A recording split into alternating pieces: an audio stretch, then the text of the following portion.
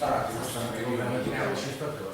искрено, нема никаква намера да се јавам дискусија, меѓутоа не потикна делот колегите од власта.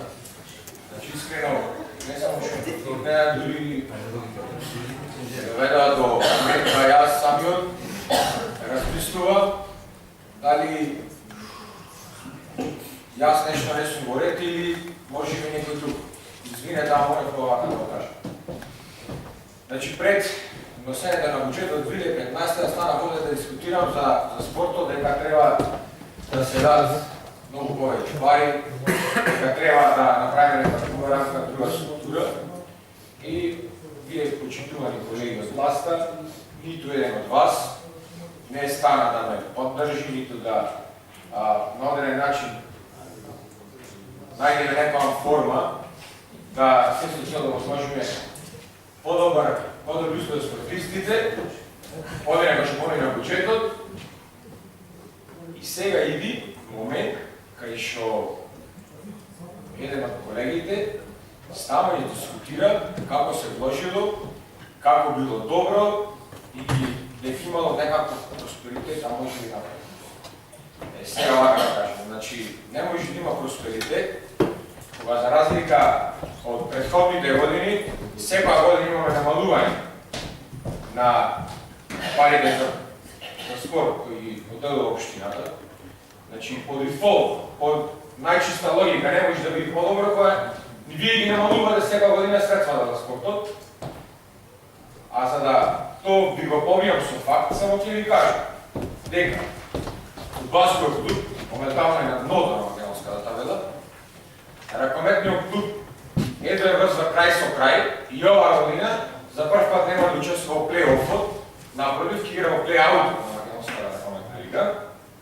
А кошаркарскиот клуб, јас не знам дали тренира рекреативно или активно. Едноставно тие се занимаваат и се мачат и мислат дека се кошаркарски клуб. Се соцат заради тоа што очигледно дека вие не му возможите основни предуслови, а вие овде станувате и говорите дека нешто се направило. Господа, значи ќе ве замолам друг пат.